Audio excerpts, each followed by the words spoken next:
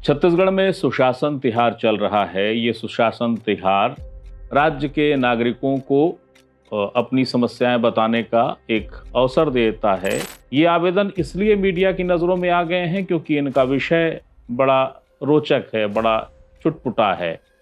किसी को शादी का के लिए लड़की नहीं मिल रही है, शादी करने की व्यवस्था नहीं है। किसी को ससुराल जाना है तो मोटरसाइकिल चाहिए। तो मैं सोचा इतना धरने से जब भर्ती नहीं निकाली सरकार तो क्यों ना मैं तो क्या मतलब फिर अब शिक्षक भर्ती की मांग करूं। इससे अच्छा मैं चाहा कि वित्त मंत्री को मतलब ओपी चौधरी को वित्त मंत्री से हटाओ भैया, ये मेरी मांग। तो उसमें आप लिखे हो कि ससुराल जाने में दिक्कत होता है। दिक्कत होता है। कहाँ है ससुराल आपकी?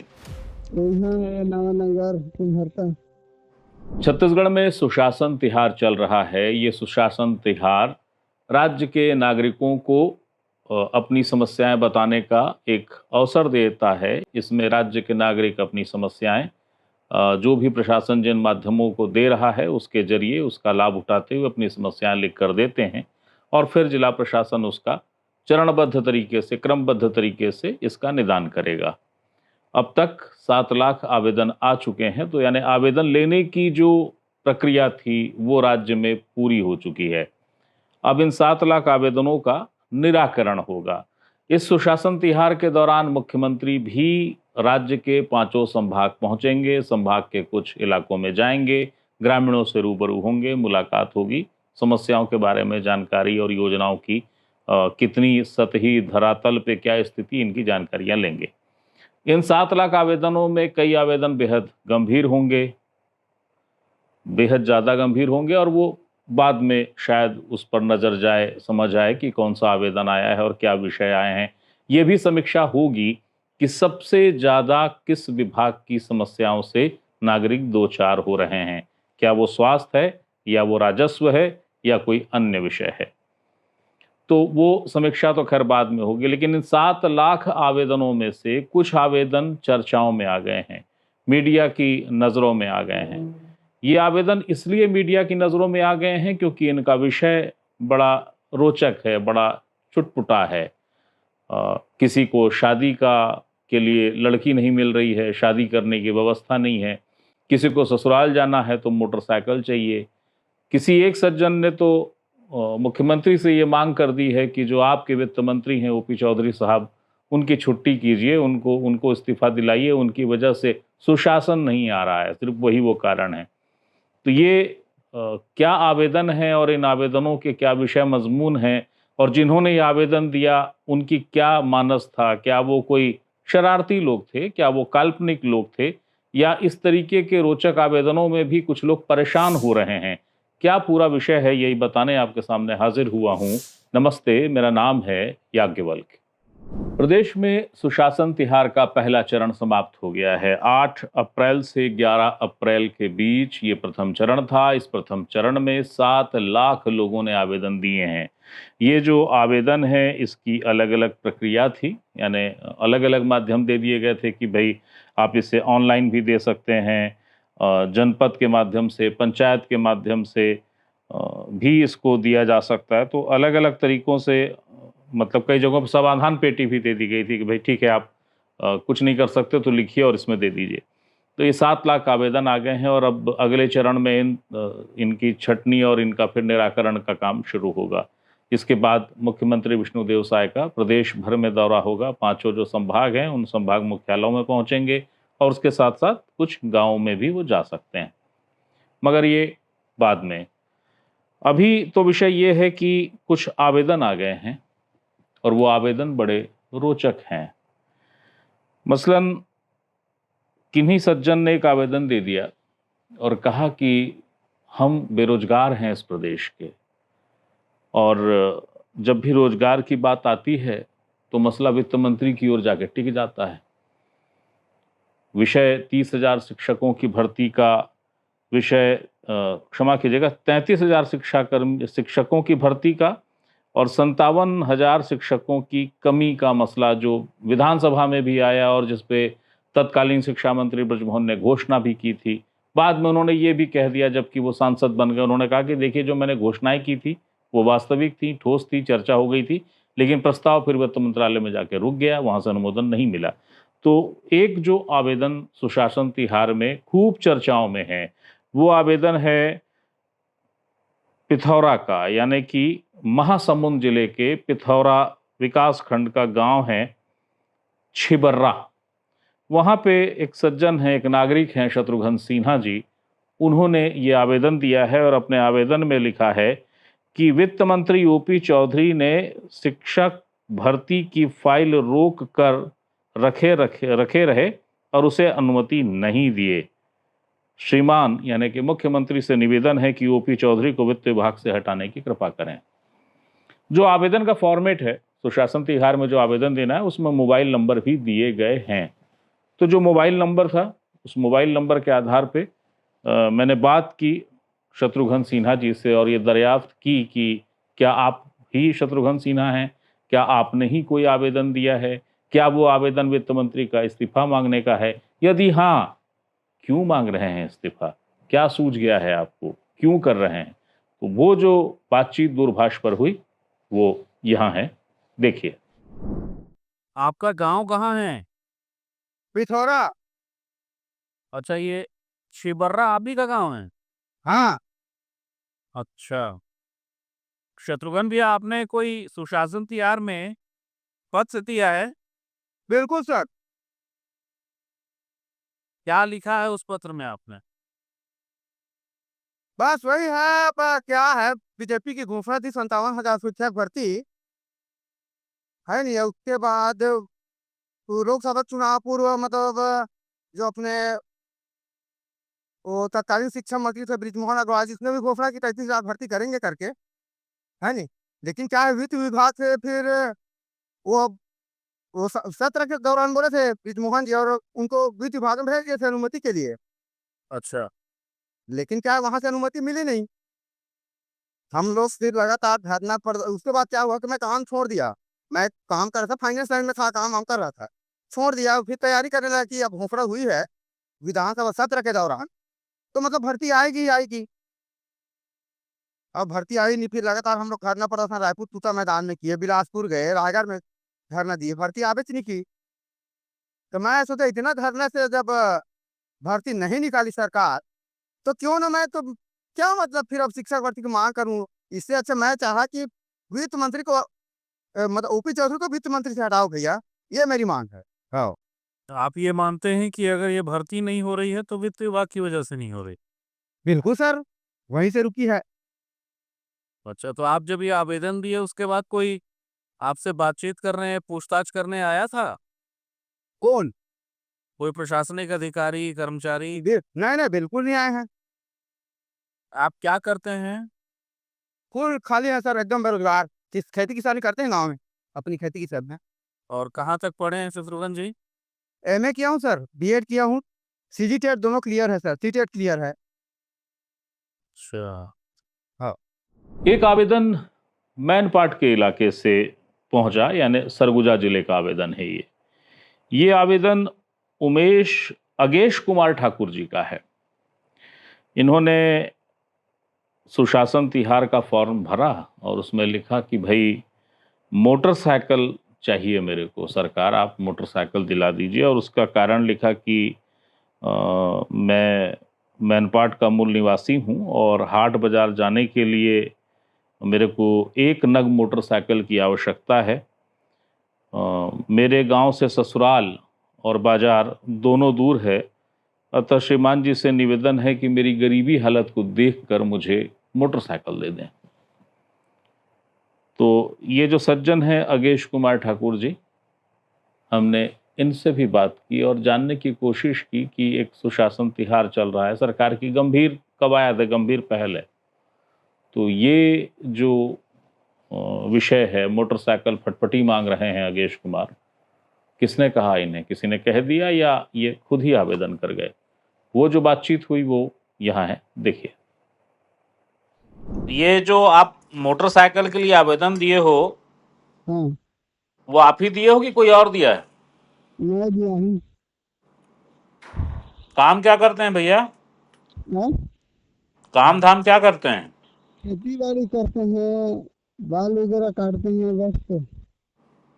अच्छा, हम्म, तो उसमें आप लिखे हो कि ससुराल जाने में दिक्कत होता है।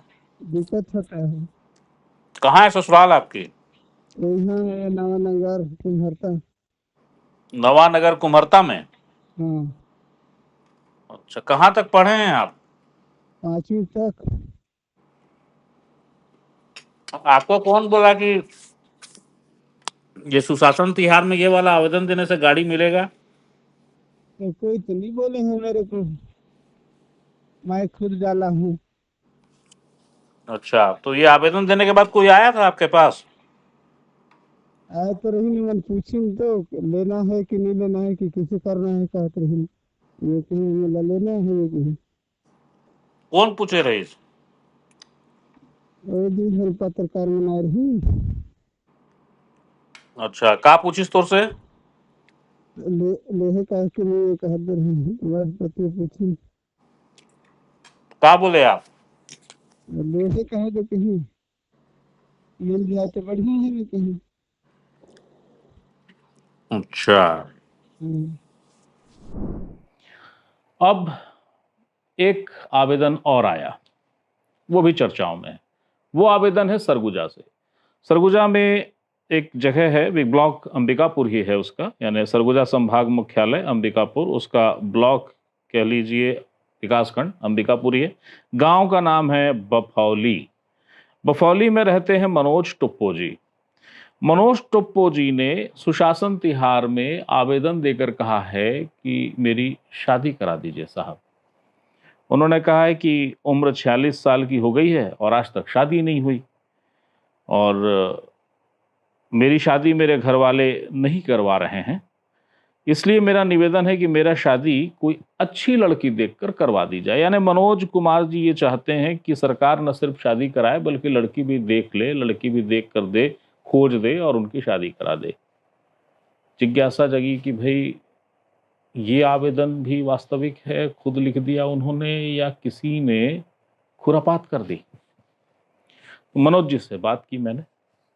मनोज जी ने जो कुछ बताया, जो कुछ कहा कि क्या ये आवेदन उन्होंने खुद लिखा है, क्यों ये जरूरत पड़ गई उनको, वाकई शादी के लिए कितने गंभीर हैं, क्या विषय हो गया है, जो बातचीत है वो यहाँ है, देखिए। कोई आवेदन दिए हैं आप? हाँ, मैं आवेदन दिया हूँ सर, शादी के लिए। क्या काम करते हैं मनोज जी? स्वीपर वाला काम करता हूँ। कहाँ पे? परसा हाई स्कूल में करता हूँ। और शादी क्यों नहीं हुई आपकी मनोज जी? हालात ऐसा गरीबी स्थिति था सर, इसलिए नहीं हो पाया था, लेकिन अब संभल गया हूँ, शादी करूँगा और काम भी कर रहा हूँ, घर में भी काम अच्छा से खेती बाड़ी कर लेता हूँ। तो मनोज जी, सुशासन तिहार में शादी के लिए लड़की के लिए आवेदन देने के बारे में कोई बोला था कि आप खुद ही आवेदन दे दिए? नहीं, मैं ही भर दिया सर। भरने के लिए बोलने मतलब बताया, मैं कहे ऐसा ऐसा काम है, सब चीज भराता है का, तो हाँ सरपंच उप सरपंच सब बोले सब चीज के लिए भरा सकता है, आप भरवा सकते हैं। तो मैं कहे शादी के लिए भर दो, और मेरे जमीन के लिए भी भर दिया, फौती में नाम नहीं था उसी के लिए भी भर दिया। अच्छा। और एक आध दो तो घर घर के लिए, तो बोले कि घर घर का घरवाली नहीं है तो कैसे घर आएगा, ऐसे बोले। तो मैं कही पहले शादी हो जाए उसके बाद घर को दे देना, बात कर लिया। तो तो कहे मनोज जी, ठीक है। ये आवेदन देने के बाद हम्म, कोई सरकारी कर्मचारी अधिकारी आपसे मिलने आया? सरकारी कर्मचारी तो अभी तक नहीं आए हैं सर, लेकिन मीडिया वाले आए थे। क्या पूछ रहे थे मीडिया वाले? मीडिया वाले पूछ रहे थे कि आप शादी करना चाहते हैं, तो मैं बोला हाँ सर शादी करना चाहता हूँ। हम्म। तो आवेदन दिए हैं, हाँ कहा। वो मीडिया वाले ऐसे ही पूछे और उसका पूरा बताया मैंने, क्या करते हो क्या नहीं करते हो करके पूछा। तो मैं कहीं इतना दिन से कहे शादी नहीं किए हैं, बोले मैं कहीं मेरे परिवार लोग ध्यान मेरे के ऊपर नहीं लगाते हैं, अपने आप भाई लोग शादी कर लिए, अपन अपन गुजर बसर कर रहे हैं, मेरे को छोड़ दिए हैं, मैं इतना ही बोला। अब एक आवेदन बिल्कुल इसी पैटर्न का, जैसा कि मैंने बताया था मनोज जी का जो एक आवेदन है, मनोज टोप्पो जी का सरगुजा से, बिल्कुल वैसा ही आवेदन धमतरी जिला से एक आवेदन आया। उस आवेदन में भी यही मांग की गई कि भाई मेरी शादी करा दो। और ग्राम पंचायत का नाम है अमाली, विकास खंड है नगरी, और विषय जो मांग है या शिकायत है वो है कि शादी करनी है, शादी करा दो। नाम है राजमन ध्रुव। अब इस आवेदन में ये लिखा गया है कि बहुत गरीब हूँ, 10 साल से लड़की खोज रहा हूँ। राजमन जी का कहना है कि 10 साल से लड़की खोज रहा हूँ, मुझे लड़की नहीं मिली है। कृपया मुझे लड़की दिलाने का महान कृपा करें, क्योंकि मेरे घर में माँ बाप नहीं हैं। अब मुझे अकेला रहने में तकलीफ हो रही है। कृपया मेरा जुगड़ा करा देवें, ये शब्द है उसमें। अब इसमें जो नंबर है, मोबाइल नंबर, उस मोबाइल नंबर पे मैंने संपर्क किया। वो जो सज्जन थे उनसे करीब 6 मिनट की बात हुई मेरी। मैंने फ़ोन लगाया, वो बड़े आक्रोशित हो गए। उन्होंने आक्रोशित भरे स्वर में कहा कि ये आपका पहला फ़ोन नहीं आया है मेरे पास इस नंबर से, इस नंबर को लेकर, इस विषय के हवाले से। इसके पहले भी फ़ोन आए हैं। और उन्होंने स्पष्ट किया कि वो एक साहू जी हैं उसी गांव के, जिस गांव का ये राजमन ध्रुव है। उन्होंने बताया कि ये बिल्कुल सही है कि राजमन इस गांव का ही निवासी है। वे खुद राजमन को जानते हैं। जो उसकी परेशानी है कि शादी नहीं हुई है, वो भी बिल्कुल सही है। उसकी शादी नहीं हुई, शादी करना चाहता है और उसके लिए लड़की तलाशी जा रही है, मगर लड़की मिली नहीं है। बहुत सारी उसकी परेशानियां हैं, अन्य परेशानियां। तो आवेदन को लेकर उन्होंने पुष्टि की कि हाँ, आवेदन तो सही है उसका। अगर ये आवेदन राजमन का है तो हाँ, राजमन का ही आवेदन है। मगर परेशानी का सबब ये हो गया है कि उस आवेदन में जो नंबर डल गया है, वो नंबर उन साहू जी का है। तो आक्रोशित हुए साहू जी ने जो मुझसे कहा, वो काफ़ी सारी बातें थी। वो उन मीडिया संस्थानों पर भी खूब भड़के नाराज से थे, जिन्होंने खबर तो छापी, नंबर भी छाप दिया। उनका कहना था कि एक बार दरियाफ्त कर लेते, एक बार पूछ लेते तो हम बेहतर बता देते। अब वो नंबर मेरा दे दिए हैं लोग, मुझे ही राजमन ध्रुव समझ के फ़ोन किए पड़े हैं। बताइए भला मैं क्या जवाब दूं। साहू जी ने कहा कि मैंने मोबाइल भी कुछ देर के लिए बंद कर दिया था, कुछ घंटों के लिए, लेकिन अब काम तो मोबाइल से पड़ता है तो मोबाइल उठाना पड़ता है। पहले मुझे लगा कि वो जो उनका संवाद है पूरा मैं आपको सुना दूं, लेकिन फिर उसमें विषय भी लंबा हो जाता, क्योंकि सारगर्भित तरीके से मैंने भी आपको बता ही दिया। तो उनका जो खीज, उनका जो गुस्सा है, वो एक छोटा सा अंश यहाँ है, देखिए। आपने कोई सुशासन तिहार में आवेदन दिया है राजमन जी? आपके पास पहुंचा है क्या सर? हाँ, आप कौन बोल रहे हैं? मैं तो पत्रकार बोल रहा हूँ, कहाँ से? रायपुर से। रायपुर से ना? आपके पास क्या पहुंचा है? उसका लेटर पहुंचा है क्या? हाँ, उसमें नंबर जो डला है वो है 78862800। बिल्कुल 3 ये नंबर सही है, पर ये राजमन का नहीं है। ओके, ये मेरा है, रोहित कुमार साहू। तो ये शरारत किसने की है फिर? तो भाई आप लोग कमीशन बिठाइए, इंक्वायरी कीजिए, और मेरे को ना, कौन सा पत्रकार सर, कौन से बात पर न्यूज़ बताया? मैं रायपुर से पत्रकार बोल रहा हूँ, याज्ञवल्क मिश्रा, दैनिक भास्कर क्या? thehit.in। तो दूसरे क्या अपॉर्चुनिटी आप लिखते हैं, अपनी लिखते हैं? जी, द हिंट आप जो भी बताए, आप दैनिक भास्कर या फिर निहारी भूमि के अपोजिट लिख पाएंगे? आपका कहना क्या है, बताओ ना मेरे को। सर न्यूज़ दूसरा प्रिंट कर दिया, डाल दिया, और उसके अपोजिट मैं कंप्लेंट करना चाह रहा हूँ अब। मेरे इस नंबर पे व्हाट्सएप है, जी आप शिकायत बनाइए कलेक्टर के नाम पे और मुझे कृपया उसे भेजिए। एक्चुअल में मैं आपको पूरा क्लियर कर देता हूँ, मैं परेशान हो चुका हूँ अब। अच्छा। सुशासन दिवस में एक सिंपल एक फॉर्म आता है, आप देखे होंगे, सिंपल एक पन्ने का।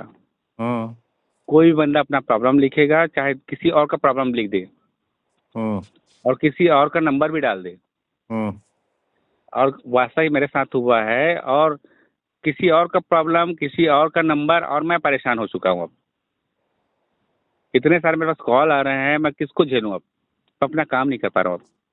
एकदम सही, सहमत हूँ आपकी बात से, आपकी आपत्ति से। तो भाई आपको आप गवर्नमेंट का अगर रूल है सुशासन दिवस में जेन्युइन फॉर्म जमा कराओ, ताकि वही बंदा अपना प्रॉब्लम रखे और कुछ डॉक्यूमेंट जो भी जमा करना है जमा करे। बुक करने का फॉर्म बना दिए हो, कोई भी किसी का नंबर डाल दिया, जिसका नंबर डाल गया वो आदमी परेशान हो गया। तो मेरे साथ ना ऐसा ही कल से मैं इतना मतलब एकदम टायर्ड हो गया सर। रात को 12 बजे तक मेरे पास फोन आ रहा है, मेरे को मोबाइल मजबूरी में ना मोबाइल स्विच ऑफ करना पड़ रहा है। नहीं साहू जी, आपकी दिक्कत मैं समझ गया, लेकिन मेरा कहना है कि आप इसकी शिकायत क्यों नहीं कर रहे हैं? वही तो अभी देखो बता रहा हूँ आपको, दैनिक भास्कर में आज एक प्रिंट भी निकाल दिया। अरे आज के जो प्रेस में ना दैनिक भास्कर में लिखा था, मेरा नाम भी लिखा, ठीक है मैं तो हूँ ना, मेरा नाम है और मेरा ही नंबर है, सही है। अगर नंबर वो पेपर में प्रिंट हो गया ना तो मेरे पास इतने सारे कॉल आ रहे हैं। एक बार बंदा तो पूछता कि सर आपका नंबर मैं डालूं कि नहीं डालूं। मेरा मोबाइल नंबर भी वहाँ पे बाकायदा लिखा हुआ है। नंबर तो लिखा है, लेकिन ये नंबर के साथ आवेदक का नाम है राजमन ध्रुव। राजमान ध्रुव मेरे गांव का सर, मैं उसको अच्छी तरह जानता हूँ। वो बहुत गरीब आदमी है, उसके पास कुछ भी नहीं है और उसको 2 वक्त की रोटी मैं ही खिलाता हूँ अभी भी। तो उसने नंबर आपका तो नहीं डाल दिया कहीं? वही तो बता रहा हूँ सर, मेरा ही नंबर डाला है, लेकिन भाई जो चीज एप्लीकेशन नहीं गया है अभी तक मेरे को ना गवर्नमेंट से किसी का फोन नहीं आया, बताइए।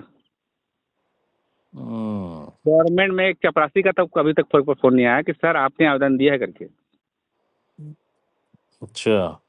हाँ, सिर्फ मीडिया नेता ये सबका फोन आ रहा है मेरे पास। क्योंकि गवर्नमेंट में अगर सर एक एप्लीकेशन जाता तो जरूर फोन आता कि सर ऐसा सा प्रॉब्लम है तो ऐसा नहीं करना है आपको, या इसका मजाक नहीं करना है आपको। ये सर्विस यहाँ पे गवर्नमेंट में नहीं रहता है। आवेदनों के इस क्रम में जो आवेदन जमा हुए हैं उस क्रम में एक आवेदन और है जो रायपुर नगर निगम के नगरीय निकाय क्षेत्र से है और जो आवेदन मुझ तक पहुंचा है।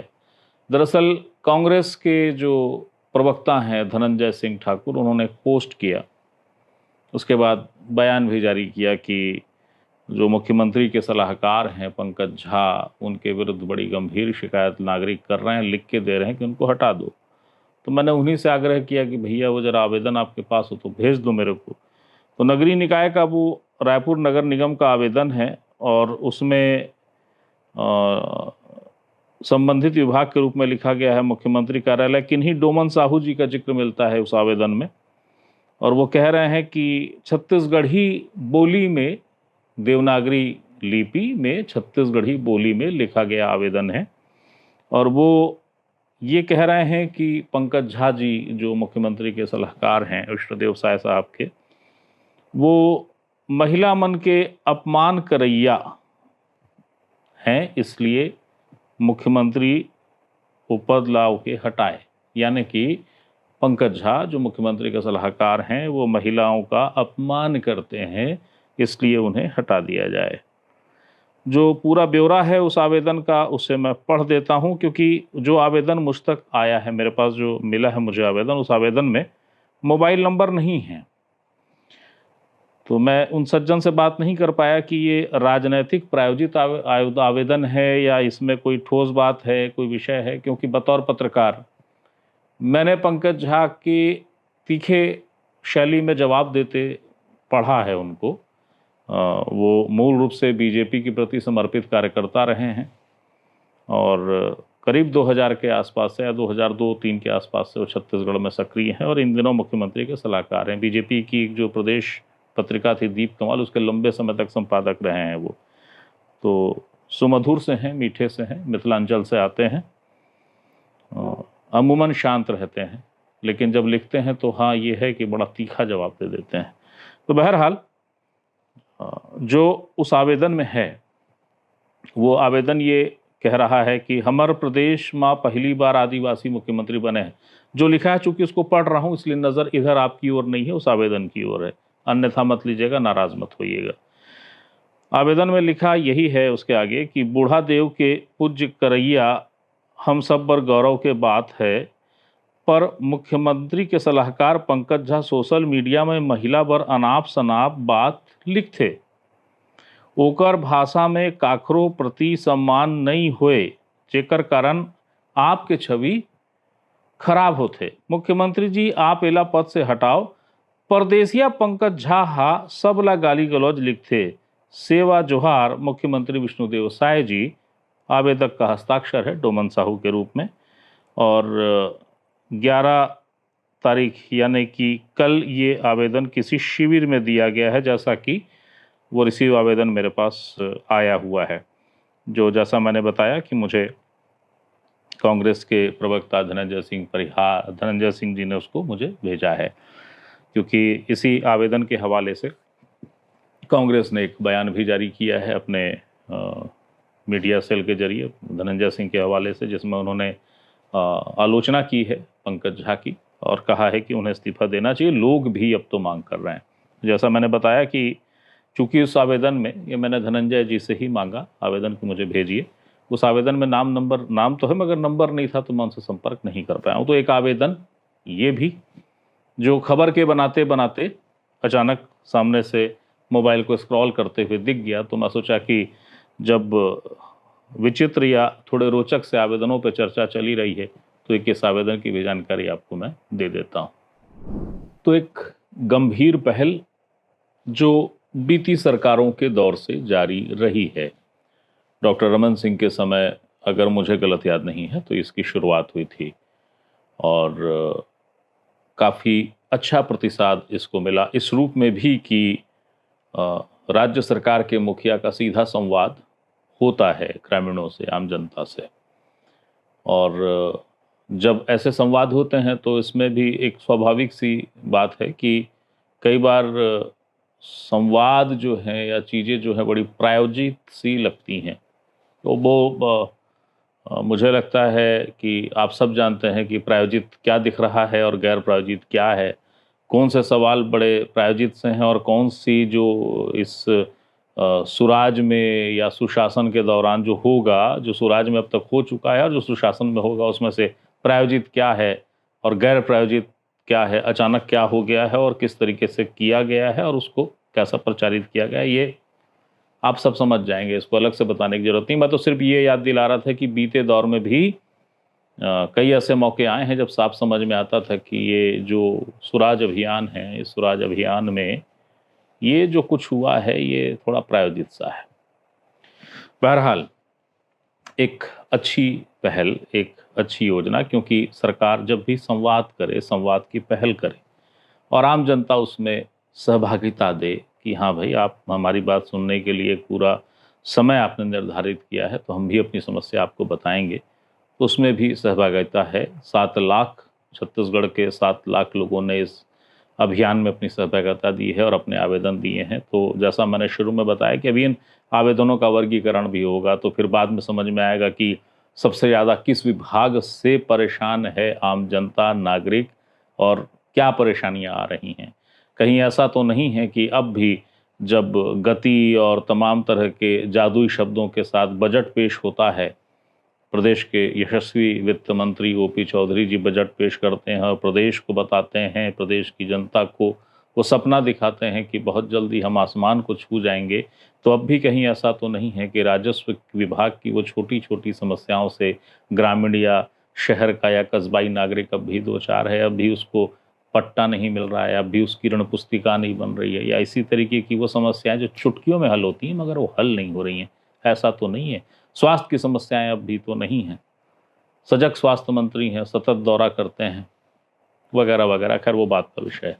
मगर इन 7 लाख आवेदनों में से वो आवेदन जो अचानक चर्चाओं में आ गए हैं, जिनमें से किसी किसी आवेदन को लेकर लगता है कि ये राजनीतिक प्रायोजित आवेदन तो नहीं है, तो जिनसे भी संभव हो पाया उनसे मैंने बात की।